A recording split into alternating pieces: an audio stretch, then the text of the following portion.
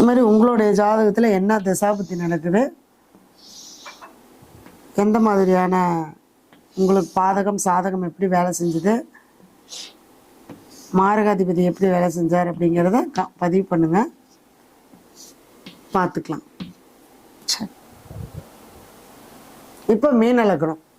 மீன லக்னங்கிறது இப்போ நிறைய எல்லாத்துக்குமே தெரிஞ்சு போச்சு.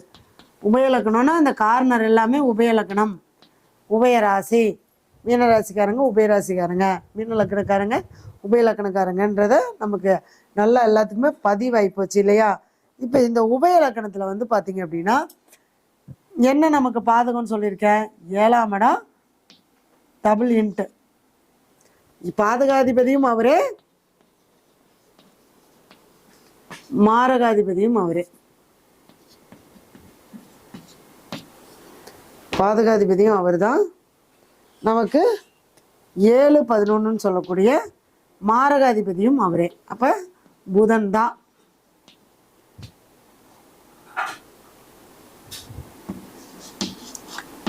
அடுத்தது சனி பகவான்.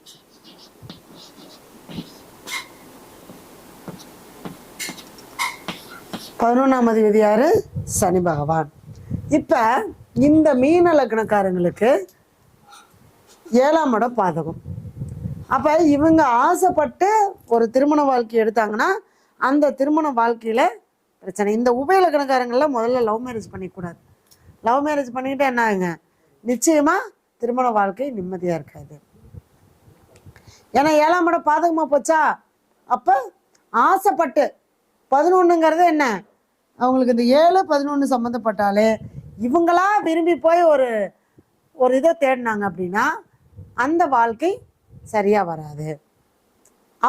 அவங்களா தேடி இப்போ வீட்டில் பார்த்து தேடி வச்சாங்க அப்படின்னா அது கூட ஓரளவுக்கு பரவாயில்லையா இருக்கும். நம்மளா ஆசைப்பட்டு ஒரு வாழ்க்கை எடுத்தால் அந்த வாழ்க்கையில் நமக்கு ஒரு நிம்மதி கிடைக்காது. திருமணம் லேட் ஆகும், 2வது குழந்தை லேட் ஆகும். 7ஆம் இடங்கிறது 2வது குழந்தை. இதே வந்து பார்த்தீங்கன்னா இந்த மீன லக்னக்காரங்களுக்கு 4க்கும் 7க்கும் உடையவர் புதனாக வர்றதுனால படித்த படிப்பு ஒன்றா இருக்கும், செய்கிற வேலை ஒன்றா இருக்கும். எந்த ஒரு வேலையுமே நிலையாக செய்ய முடியாது. அந்த படிப்புனால கிடைக்கக்கூடிய எந்த ஒரு அங்கீகாரமும் இவங்களுக்கு கிடைக்காது. அதே சமயத்தில் பார்த்தீங்க அப்படின்னா தாய் தான் பிரச்சனையாக இருக்கும். இதுலேயும் 4க்கும் 7க்கும் ஒரே கிரகமாக வந்துச்சுன்னு வச்சுங்களேன், நாளைக்கு கல்யாணம் ஆயிடுச்சுன்னு வச்சுக்கோங்க, அம்மாவா மனைவியா இங்கே மாமியார் மருமகள் பிரச்சனை பெரிய பிரச்சனையாக வந்துடும். சரிங்களா?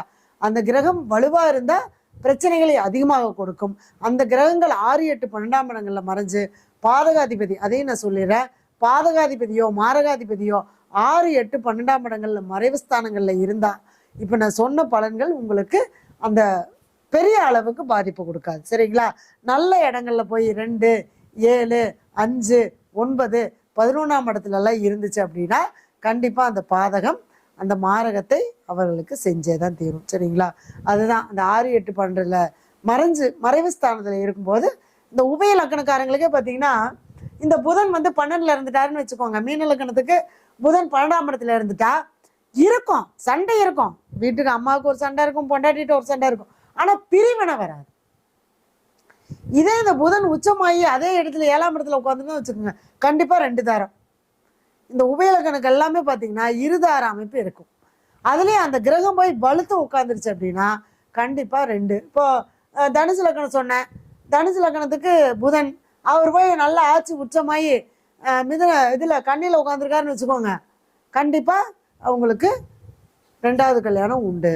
ஏன்னா அந்த அந்த பிரிவினை கொடுத்து அவங்களுக்கு அடுத்த வேலையை செய்ய வைக்கும். இவங்க யார் எத்தனை பேர்த்துக்கிட்ட பழகினாலும் எத்தனை பேர்த்துக்கு தாலி கட்டினாலும் தாலி கட்ட வரைக்கும் நல்லா தான் பழகுவாங்க, கட்டி முடிச்சதுக்கப்புறம் பஞ்சாயத்தில் வந்துடும். சரியா?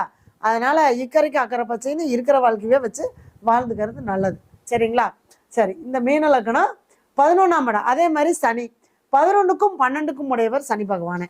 12ஆம் இடங்கிறது அயன சயன சுகம், 12ஆம் இடங்கிறது அசையாத சொத்து. அப்போ ஒரு சொத்தை வாங்கி போட்டுட்டு அந்த சொத்தை விற்கவும் முடியாமல் அந்த சொத்தை அனுபவிக்கவும் முடியாமல் போராடுறது எல்லாமே இந்த மீன லக்னம். அடுத்தது வேலை. இவங்க ஆசைப்பட்ட ஒரு வேலைக்கு போக முடியாது. இவங்க நினைச்சது ஒன்று, செய்கிற வேலை ஒன்றா இருக்கும். இவங்க நினைக்கிற இவங்க ஒரு ஆசைப்பட்டு ஒரு விஷயத்த செய்யணும்னு நினைச்சாங்கன்னா அது அவங்களுக்கு கிடைக்காது. எந்த ஒரு சின்ன சின்ன விஷயமா இருந்தாலுமே கூட அவங்களுக்கு ஒரு நிறைவு இருக்காது. இந்த 11ஆம் இடம்ல யாருக்கு பாதகமாக வருதோ, யாருக்கு மாரகாதிபதியோ வருதோ, அவங்களுக்கு எல்லாமே மனசுல ஒரு நிம்மதி இருக்காது, ஒரு திருப்தி இருக்காது, வாழ்ந்த வாழ்க்கைக்கு உண்டான சந்தோஷம் இருக்காது. போதும், எனக்கு ஒரு 10 லட்ச ரூபா தேவையா இருந்தால் எனக்கு ஒரு 10 லட்ச ரூபா வந்தால் போதும்னு மனசு நினைக்காது. 10 லட்சம் வந்துருச்சு, இன்னொரு 10 லட்சம் வந்தால் பரவாயில்லையேன்னு சொல்லும். அப்போ அந்த ஒரு திருப்தி இல்லாத ஒரு மனநிலையை கொடுக்கும் அந்த 11ஆம் இடம் பாதகமோ அல்லது மாரகமோ இருந்தா. சரிங்களா? அப்போ எப்போ அந்த மாரகமெல்லாம் வேலை செய்யும், பாதகமெல்லாம் வேலை செய்யும் அப்படின்னு பார்த்தீங்கன்னா, அந்த கிரக உறவு வந்ததுக்கப்புறம். இப்போ 11ஆம் இடம் மூத்த சகோதர உறவு. இப்போ எனக்கு மூத்த சகோதர உறவே இல்லைன்னு வச்சுக்கோங்களேன், ரொம்ப நாள் ஃப்ரெண்டாக இருப்பாங்க, அவங்க தான் நம்மளுக்கு பிரச்சனையை கொடுப்பாங்க அந்த தசாபுத்தி வரும்போது. அப்போ இந்த மீன லக்னத்துக்கு என்னென்ன பிரச்சனை? புதனுடைய நட்சத்திரம் ஆயில்யம், கேட்டை, ரேவதி. அடுத்தது சனியுடைய நட்சத்திரம் பூசம், அனுசு, உத்திரட்டாதி. இந்த நட்சத்திரங்களில் உங்களுடைய ஜாதகத்தில் ஒரு கிரகம் கோச்சாரத்தில் போனாலும் சரி, ஜனனகால ஜாதகத்தில் இருந்தாலும் சரி, அந்த டைம் வரும்போது அந்த குறிப்பிட்ட காலம் மட்டும் அந்த வீட்டில் பிரச்சனை, 2வது குழந்தை ஏதாவது ஒன்று பண்ணிட்டு வர்றது, அவங்களுக்கு பஞ்சாயத்து பண்ணுறது, அவங்க மூலமாக நமக்கு ஒரு வருத்தத்தை கொடுக்கறது, தொழிலில் வந்து சரிவு சந்திக்கிறது. கணவன் மனைவி உறவு நல்லா இருக்கும், ஆனால் தொழிலில் சரிவு சந்திக்கிறது, கணவன் மனைவிக்குள்ளே ஒரு ஈடுபாடே இல்லாமல் இருக்கிறது, எப்போ பார்த்தாலும் தொழில்னு போகிறது. இந்த மாதிரியெல்லாம் அந்த காலகட்டங்களில் நமக்கு போயிடும். அப்போ நமக்கு என்ன மாதிரியான விஷயங்கள் நடக்கும்ன்றதை நம்ம பார்த்துக்கிட்டு அதுக்கு தகுந்த மாதிரி நம்மளுடைய மனசை மாற்றிக்கிட்டே போகும்போது கண்டிப்பாக நம்மளுக்கு பாதகம் சாதகமாக நமக்கு மாறும். இவங்க வந்து பார்த்திங்கன்னா புதன் திருவெண்காடு, அதே மாதிரி மனைவியிட்ட அனுசரித்து போய்க்கோணும். அடுத்தது அம்மாட்டையும் அப்படி தான், அவங்கள கஷ்டப்படுத்தாமல் பார்த்துக்கணும். சரியா? அடுத்தது சனி உடல் ஊனமுற்றவங்களுக்கு முடிஞ்ச வரைக்கும் தானம் பண்ணிட்டு வரலாம். முடிஞ்சால் யாராவதுக்கு ஏதாவது, அதாவது 12ஆம் இடங்கிறது நமக்கு என்னென்னா ஒரு வெளிநாடு போகிறது, தூர தேச பிரயாணங்கள் போகிறது, இது எல்லாமே 12ஆம் இடம். அப்போ இந்த மாதிரி மாரகமாக இருக்கக்கூடியவங்க தான் வெளிநாட்டில் போயிடுது, அங்கேயே இறந்து போயிடுறது, அல்லது அங்கே போயிட்டு இங்கே வர முடியாமல் தவிக்கிறது, அங்கே போயும் அவங்களால நிம்மதியாக இருக்க முடியாமல் இருக்கிறது. இது எல்லாமே இந்த 12ஆம் இடத்துல வரும். சரிங்களா? இப்போ அவங்கெல்லாம் என்ன பண்ணணுன்னா, இந்த 12ஆம் இடம் சொல்லக்கூடியது கோயில் திருப்பணிகள் அந்த மாதிரி. அடுத்தது 12ஆம் இடங்கிறது ஜீவ சகமாதியாக இருக்கக்கூடிய இடங்கள். இப்போ பார்த்தீங்க அப்படின்னா ஒரு நிறைய சித்தர்களே பார்த்தீங்கன்னா பேரே அவங்களுக்கு ஒரு மாதிரி அழுக்கு மூட்டை சித்தர் இந்த மாதிரி எல்லாம் இருப்பாங்க இல்லையா, அந்த மாதிரி இருக்கக்கூடிய இடங்களுக்கு போய் ஒரு சர்வீஸ் பண்ணுறது, அங்கே வழிபாடு பண்ணிட்டு வர்றது, இதெல்லாம் பண்ணிட்டு வந்தாங்க அப்படின்னா இந்த பாதகமானது உங்களுக்கு சாதகமாக மாறும். இப்போ 12 லக்னக்காரங்களுக்கும் பாதகம் மாரகம் நம்ம பார்த்துட்டோம். சரிங்களா? இப்போ நீங்கள் ஏதாவது கேட்டிருக்காங்களா?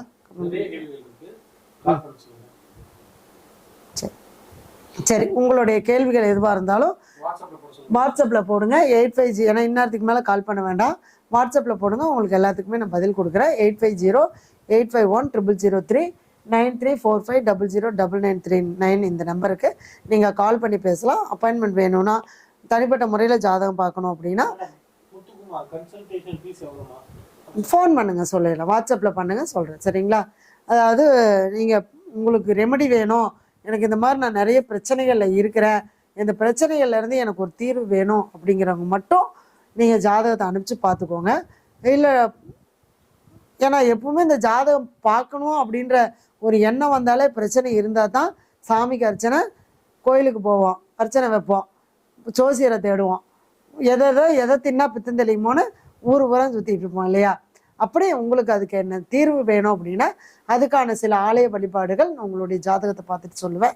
அது மாதிரி நீங்கள் பண்ணிக்கலாம். நேரில் பார்க்கணுன்னா ஈரோடு, திருச்செங்கோடு, சென்னையில் ஆஃபீஸ் இருக்குது. ஆன்லைன் கன்சல்டேஷன் பண்ணிக்கலாம். இப்போ ஒரு தற்சமயம் ஒரு 2-3 மாதத்துக்கு நேரில் அப்பாயின்மெண்ட் இல்லை, அதனால் ஆன்லைனில் பார்த்துக்கலாம்.